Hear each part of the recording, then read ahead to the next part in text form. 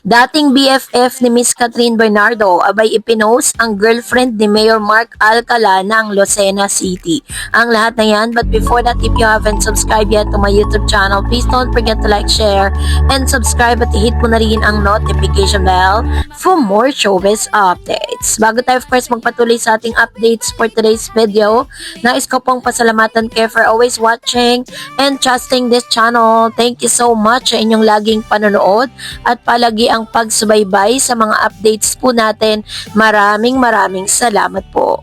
At ngayong araw, ito na pag-usapan natin dahil muling naging usap-usapan na naman sa mundo ng showbiz at social media ang buhay personal na kapamilya superstar na si Catherine Bernardo matapos kumalat ang balita tungkol sa kanyang dating best friend na si Trina Oytingco. Ang naturang usapin ay may kinalaman sa isang social media post kung saan tila ipinakita ni Trina ang suporta at paghanga sa dating girlfriend ng Lucena Mayor na si Mark Alcala na walang iba kundi ang volleyball star na si Miss Mika Reyes.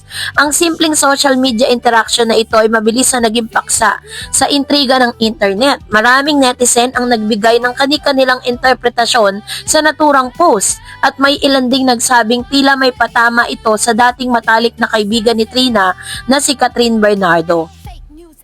Bagamat walang kumpirmasyon mula sa alinmang panig, nagdulot ito ng sari-saring reaksyon mula sa fans at observer ng showbiz. Matagal nang kilala ng fans si Catherine Bernardo na isa sa pinakamalapit niyang kaibigan sa showbiz at personal na buhay ay si Trina Oytingco. Si Trina ay hindi lamang basta kaibigan ng aktres, isa rin siyang kilalang atleta at bahagi siya ng National Women's Basketball Team ng Pilipinas at mayroon ding interes sa musika.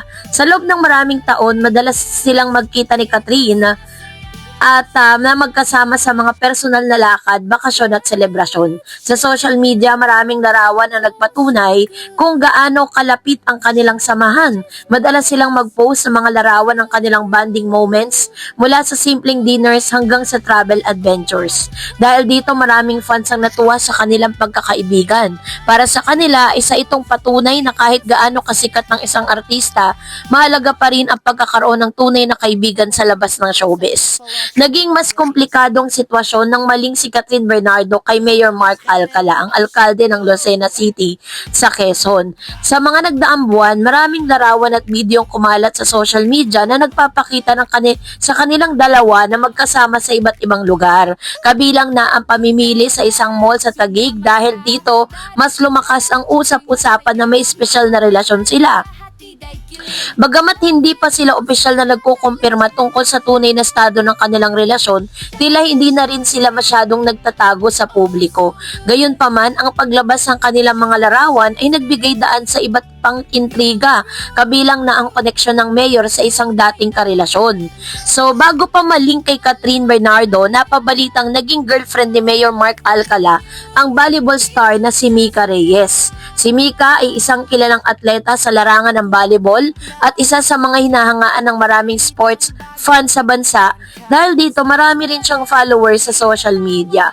Ang twist po ng kwento ay ang pagiging malapit ni Mika kay Trina Oytingco dahil magkaibigan ng dalawa na naging sentro ng intriga ang social media post si Trina kung saan ipinakita niya ang paghanga sa isang bagong pictorial ni Mika.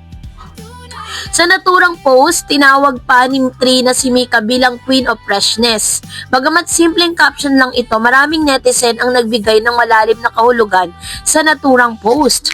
Hindi nagtagal ay naging trending topic ang naturang social media post at maraming netizen ang nag-speculate na maaaring may patama daw di umano ito kay Catherine Bernardo. Ayon sa ilang observer sa social media, tila may tensyon umano sa pagitan ni Catherine at Trina matapos malink ang aktres kay Mayor Mark Alcala. May mga nagsasabi na posibleng pinili ni Trina na suporta ng kanyang kaibigang si Mika Reyes sa halip na ang dating matalik na kaibigan na si Catherine. By the way, si Mika Reyes po ay best friend ng girlfriend ni Trina Goytingco. Kaya po sila parang sobrang close po silang dalawa, 'di ba? Gayunpaman, mahalagang tandaan na wala pang malinaw na ebidensya o kumpirmasyon na may alitan talaga ang pagitan ng dalawang magkaibigan. Sa kabila ng mga spekulasyon, marami ring fans ang umaasa na hindi totoo ang mga chismis at sana ay maayos pa rin ang kanilang pagkakaibigan. Sa gitna ng mga intriga, nananatiling tahimik si Catherine Bernardo tungkol sa issue. Kilalang kilala ang aktres sa kanyang pagiging maingat pagdating sa mga personal na usapin. Sa maraming pagkakataon, pinipili niyang huwag magbigay ng komento sa mga chismis upang hindi na ito lalo pang lumaki. Para sa kanyang mga fans, ang katahimikan na ito ay isang tanda ng maturity. Sa halip na makisawsaw sa mga intriga, mas pinipili niyang ituon ang kanyang oras at enerhiya sa kanyang trabaho at personal na buhay. Sa social media, maraming fans na nagpahayag ng kanilang saloobin tungkol sa isyong ito. May ilan na nagsasabing normal lang daw sa buhay ang magkaroon ng hindi pagkakaunawaan sa pagitan ng magkakaibigan. Sa paglipas ng panahon, maaaring maayos din ang usapin at tampuhan. Mayroon ding mga fans na naniniwala na hindi dapat masyadong bigyan ng kulay ang simpleng social media post. Ayon sa kanila, hindi lahat ng bagay sa internet ay may nakatagong kahulugan. Minsan ang isang post ay isang simpleng pagpapakita lamang ng suporta sa isang kaibigan. So, ang pangyayaring ito ay isa lamang halimbawa kung paano nakakaapekto ang social media sa buhay ng mga celebrity. Sa panahon kasi ngayon, kahit na pinakamaliit na detalye tulad ng isang caption o repost, ay maaaring maging malaking balita na. Dahil dito, mas magiging maingat ang mga artista sa kanilang mga online activity. Sa kaso naman ni Catherine at Trina, ay isang simpleng social media post ang naging dahilan ng malawakang spekulasyon tungkol sa kanilang relasyon bilang magkaibigan. Kung titignan ang sitwasyon ng mas maigi, makikita na ang karamihan sa intriga ay nagmumula lamang sa interpretasyon ng mga netizen.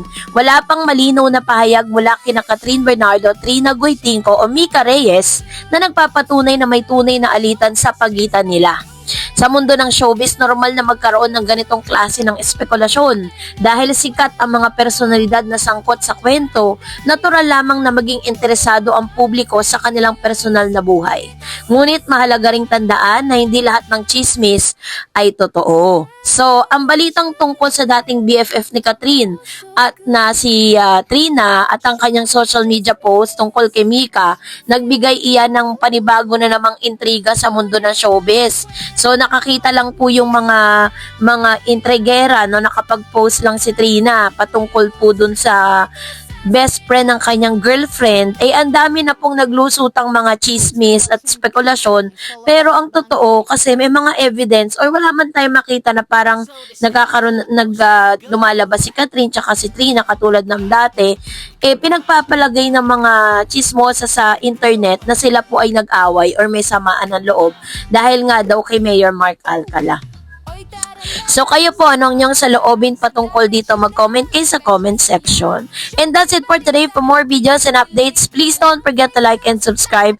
And please don't forget to follow my Facebook page, Dar Eds TV and Dar Eds channel. God bless everyone.